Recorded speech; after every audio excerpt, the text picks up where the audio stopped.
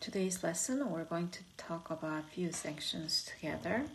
The first section, we're going to include the frequency table and few graph, like a bar graph or pie graph.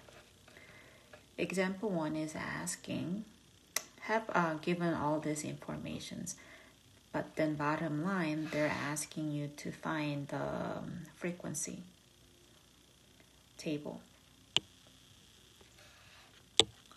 So when they say find the relative frequency table, the first thing you wanted to do, you wanted to figure it out, the total, right, of the data given. So I guess this is going to be the different color of the car, right? You have 25 blue car, 52 green car, 41 red, 36 white, 39 black, 23 gray. So a total of 216. So once you know the total, your relative frequency is going to be finding the percentage of it, right? So it will be 25 divided by 216. Which gives you 0.1157, and when you convert that into the percent, it will be 11.57%. So basically, you're trying to find out the percentage. That will be your relative frequency. So when we do 52 divided by 216, your percentage come up to be 24.07. Next one will be 41 divided by 216. Your percentage will come up to be 18.98. 36 divided by 216. Your percentage is 16.67%. 39. You get 18.06%. And 23 over 216, you will get 10.65%. When you're adding all this, you should have total of 100. And we call this is relative frequency. Then next question is asking to draw the bar graph from example 1 we just found, right? So if we wanted to do the bar graph, we'll be starting from rectangular coordinate systems, going down, maybe I will do the color. And then on the side will be your frequency. So you have a color blue, green, red, white, black, gray. Frequency going up 10, 20, 30, 40, 50. So blue look like you have 25. So it should be between 20 and 30. The green is 52. So it will be a little bit higher than 50. 41, close to 40. White is 36. Black is 39. Gray is 23. And this is what we call bar graph.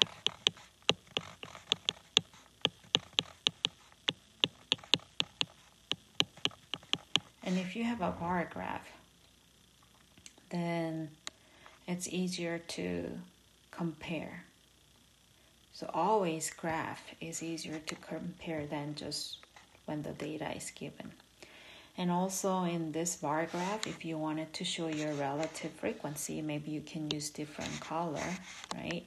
And say whatever that letter is going to be relative frequency. And then put that relative frequency on top. That's also possible.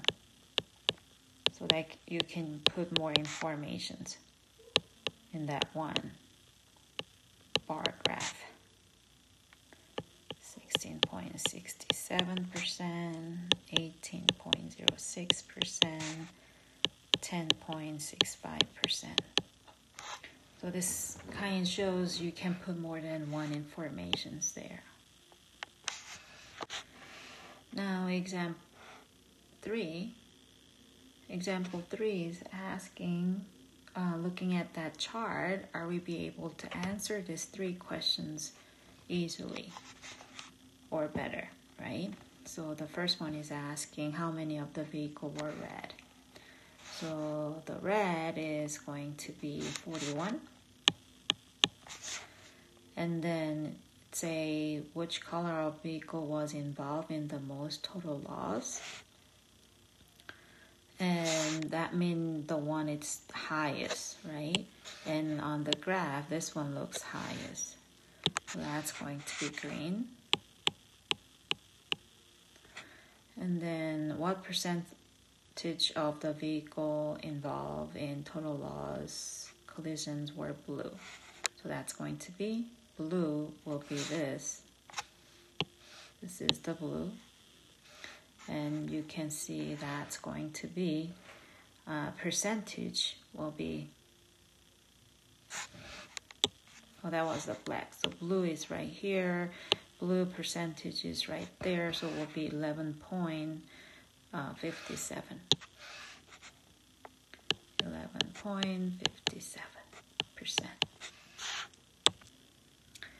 Example 4 is asking to write the Pareto chart, and what that is, same thing as the bar graph, it's just that you wanted to order from highest to the lowest. So again, Pareto chart is going to be exactly same as the bar graph, it's just that start from highest to the lowest. So that's why the order of the color has changed, because you wanted to put highest to the lowest. The next one is asking to write it in a pie chart. Pie chart is the circle chart. So this is how the circle charts look like. And in order to find this angle, sometimes you need to find out what percent you have for each color, so that you can find that percentage or that angle, percentage of angle. You have 360 degree, right? So if you have a percentage, which is the frequency distributions, you should be able to find out your angle.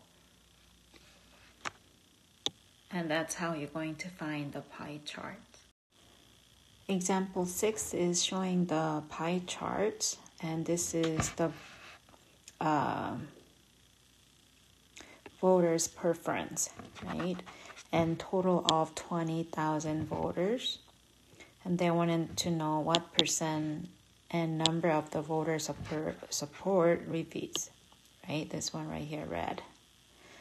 Well, it's a 11%, right? So we wanted to know how many people are 11% from 20,000 voters.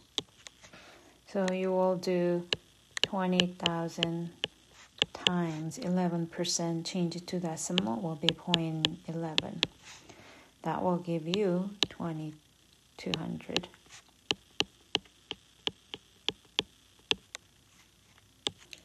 Let's look at example 7 then.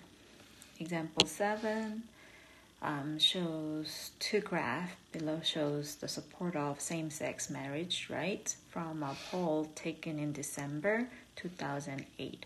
So they're talking about exactly same data, right? But different way. The graph, it looks really different. And we wanted to know or compare this to and see which one works better. So when I'm looking at this one, it looked like support is way smaller, right? But then this chart, they look same, close, right? Close than this one. And which one is representing better? Well, I will say this one right here. Why? because this bar graph is showing starting from all 0, 10. So this level right here is evenly distributed, right? Against the other one, it started from 40. So it's not evenly distributed. It starts from, it should be all the way bottom, should be always 0, not 40. So when 40 is here, you have 45. Between 45 to 40 is, it looks really big, right? Because the other bottom is disappeared.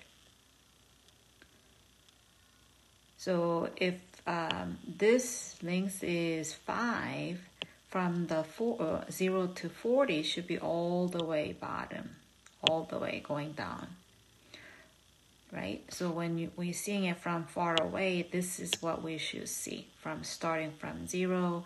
If this is 40, this should be 55. So this is more accurate and this is not, because it started from 40 and this one started from 0. Here, next section, we're going to talk about histograms. So difference between bar graph and histograms, your horizontal axis is going to be number line, right? Vertical will be still the frequencies. So the example 1, all the score is given. So data is given, right? You have 30 students, all the score is given. In order to draw the histograms, what we need to do is find the frequency first. So we need to find the frequency table and then we can draw the histograms. So in order to find the frequency in the score, we're going to start counting how many of each score you have. For example, 0. You're going to start counting 0. Look like it's just 2 at the end, right? And then 5, you go over it and look like you have 1, 5. You have 12, right? Let's say you have 1, 12, and so on. And that's how you're going to find the frequency of the score. So in order to find the histograms, we are going to have a number, which in this case is going to be score, and then the frequency on the left, right? Vertically. So here is the graph. So for 0, you have 2, 5, 1, 12, 1, 15, 2, 16, 2, 17, 4, 18, 8, 19, 4, 26. And this is going to be the histogram for the given data. So one more example, let's try. Example 3, with this given data, we wanted to find out the histograms and be able to answer some of the questions using that histograms. So this is continue to the next page. So look like you have 1, 2, 3, 4, 5, 6, 7, 8, 9, 10.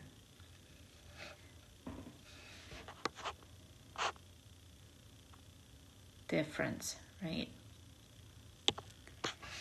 So here is the histogram or bar graph. Well, because you have a number on the bottom horizontally, we call this as histogram, right? And then if we wanted to answer these questions, it's saying how many men had weight between 195 and 209 pounds. 195 to 209 pounds, we're going to have 8 men. And then the next one is asking how many men had weight that were at least 225 pounds. So these 225 pounds will be starting from here and up. So you're going to add 6, 2, and 3. That's going to be 11 men.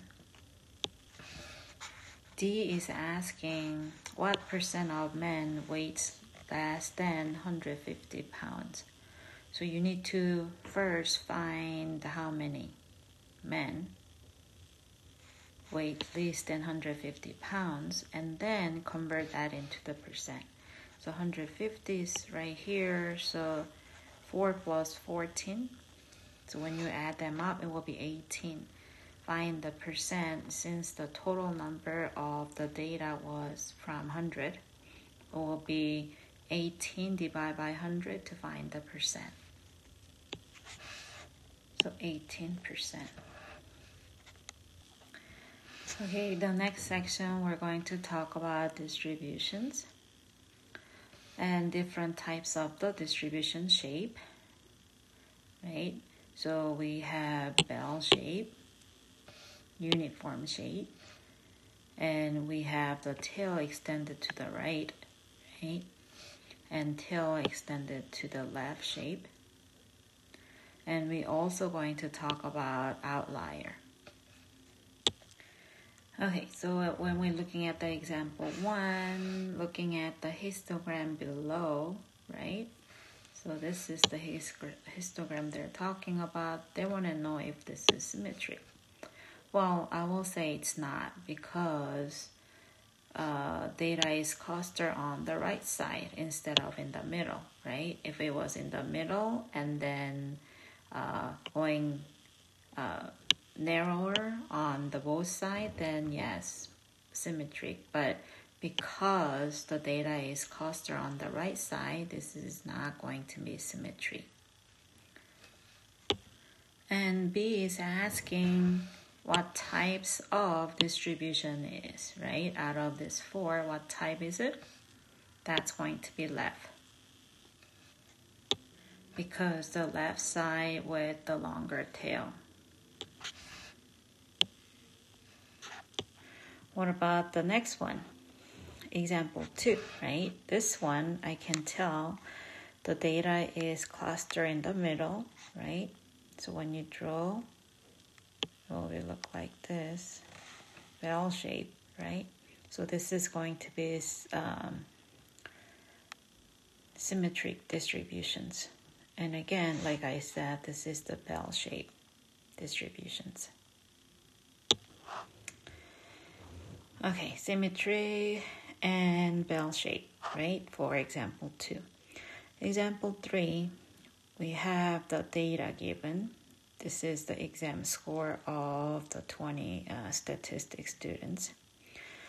And they wanted to know if they have an outlier.